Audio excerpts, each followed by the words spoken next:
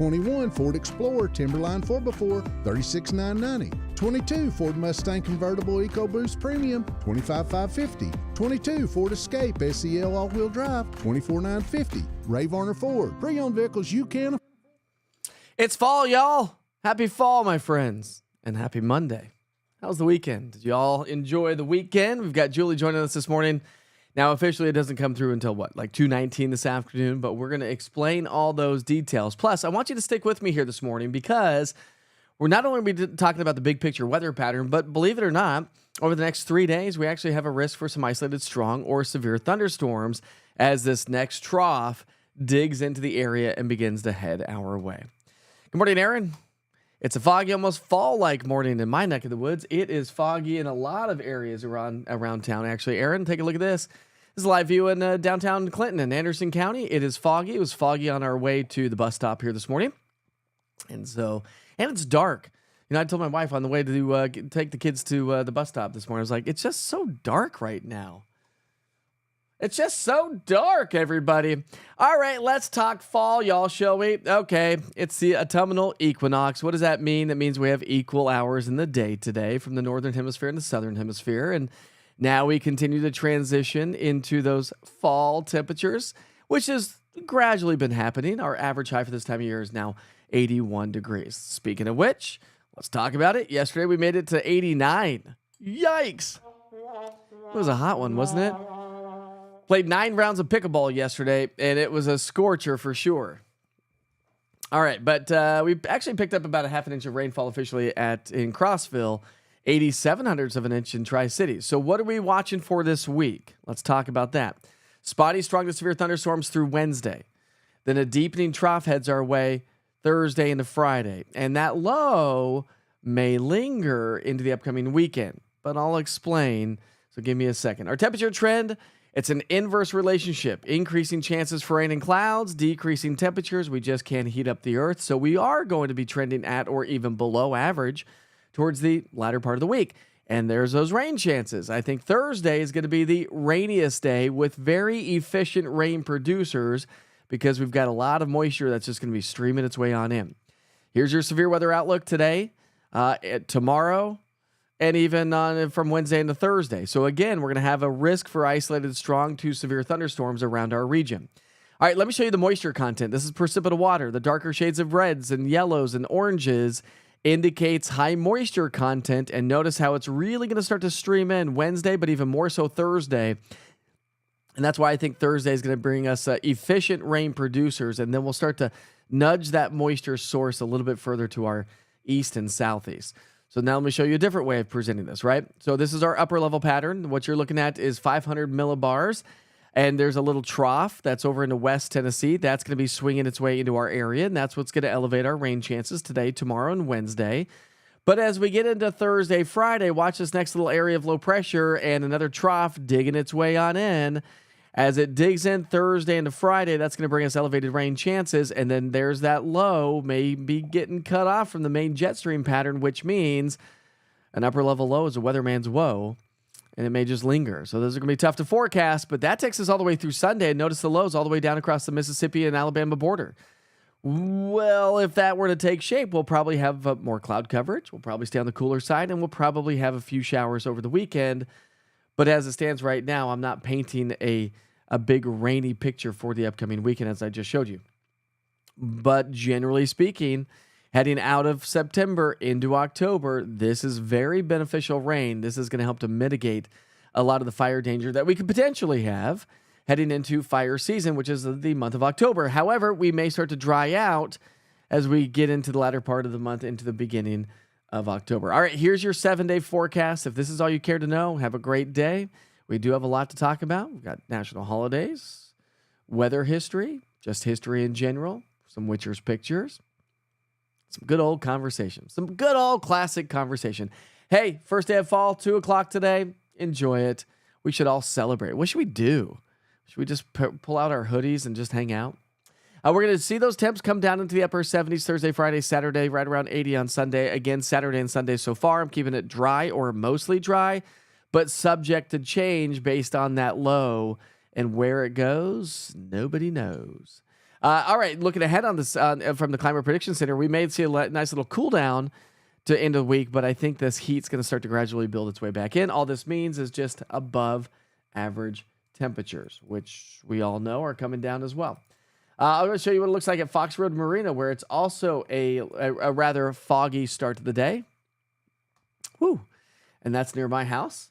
And so it is foggy at the East Tennessee Weather Studios. That's where it is. It's foggy there. All right, so hopefully you had a good weekend here this weekend. Let's see, your grandson Aiden turned 18 today. Well, happy birthday, Aiden. It's very foggy in high school. Thank you very much. I hope you have a great and blessed Monday as well, Krista. What's up, Mike? Have an awesome day with the season change coming in a few. It is going to be nice, Jenny. Happy Monday to you as well. Sure hope you have a great Monday. Got some festivals going on. Friday and Saturday is the Townsend Heritage and Bluegrass Festival. Hoping it's not a total rain out. We've got some soccer games. Remember that I am now officially the head meteorologist for One Knox, our professional soccer team here in East Tennessee. So with all the rain, they've got games coming up here the next several weeks. And so, yeah, going to have to keep them on the rain gauge or keep them on the... Got to keep them up to date, right? Let them know because they lay the sod, but now the baseball season's over. They've got the sod out for the soccer games. He said he needed some games. Needed some rain anyways. The severity is gusty winds, right? Yes, Sarah. Not expecting anything crazy. However, we saw what happened a couple Thursdays ago and wasn't really expecting anything like that. And we had a tornado warning and intense rain. So, never let your guard down. And if you don't have the East Tennessee Weather app, that's your first line of defense, right? So allow notifications.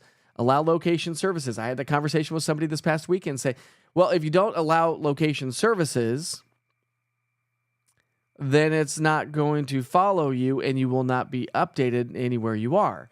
If you allow notifications and GPS location services, then wherever you are in the entire country, you will be notified of lightning data. That's your first line of defense. When lightning is within 15 miles of your location.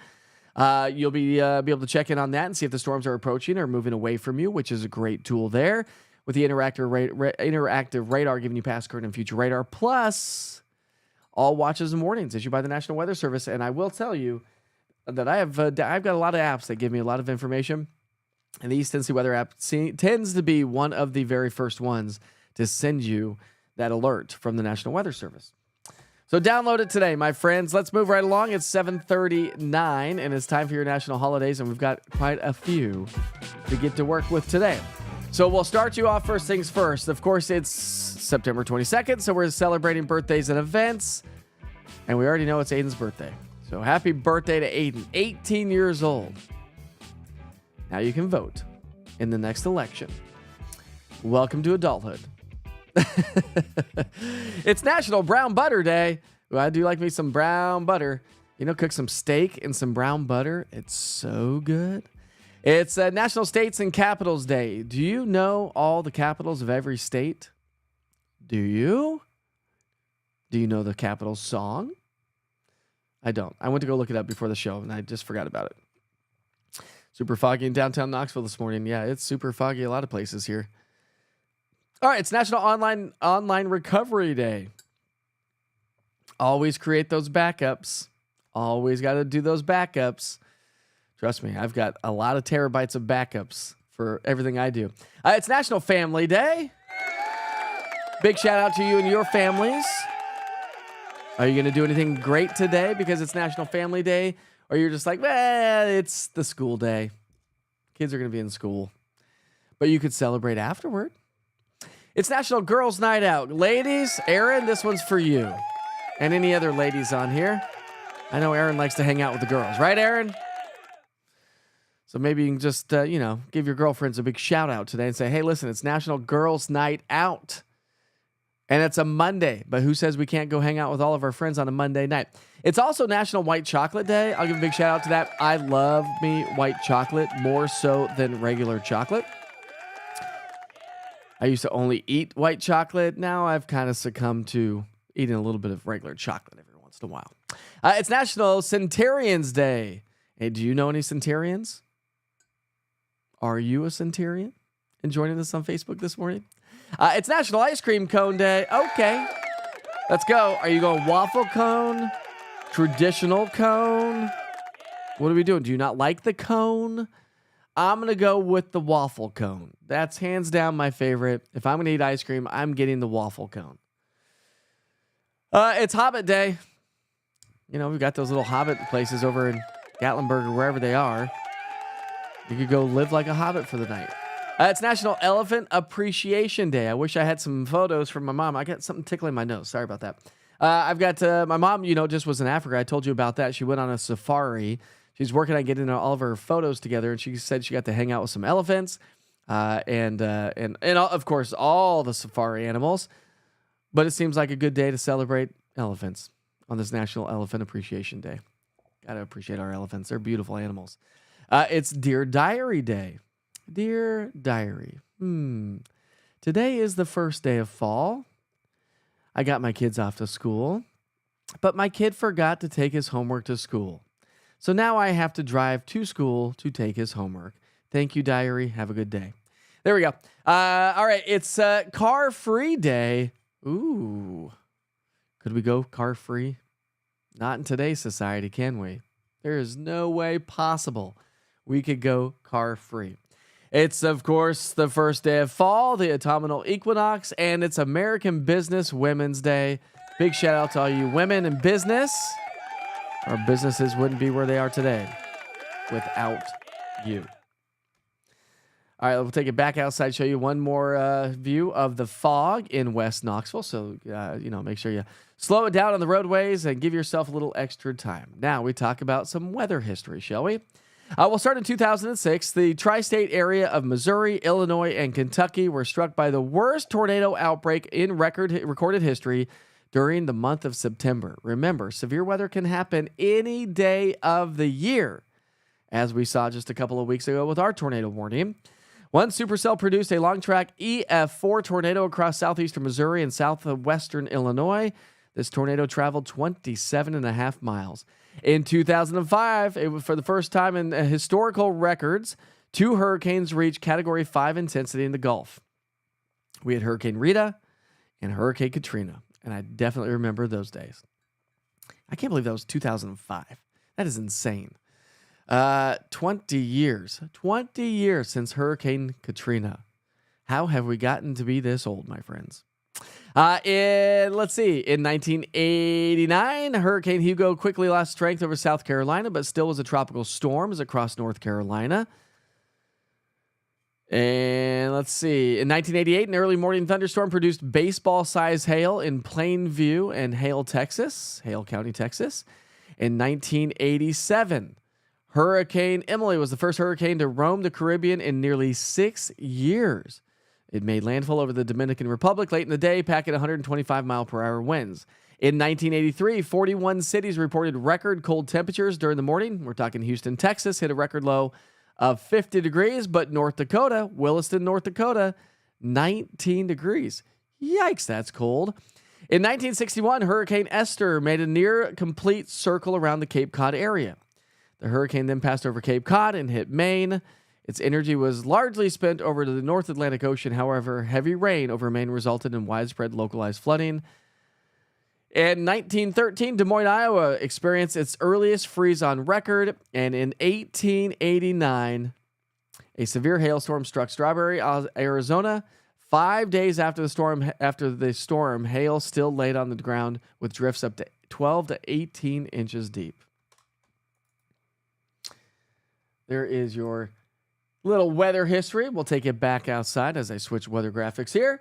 And now we also want to talk about this date in history. By the way, that's a live look in Anakeesta here this morning. It's foggy in the lower elevations, beautiful sunshine, and some mid-level clouds in the higher elevations. All right, on this date in history, September 22nd, 2025, in 1969, Willie Mays hit his 600th career home run. That deserves a shout out. Willie Mays was awesome. In 1966, the U.S. lunar probe Surveyor 2 crashed onto the moon. In 1903, Italio Marchiani was granted a patent for the ice cream cone. Seems to make a perfect sense of why we're celebrating at National Ice Cream Cone Day. And in 1862, U.S. President Lincoln issued the preliminary Emancipation Proclamation. It stated that all slaves held within rebel states would be free as of January 1st, 1863.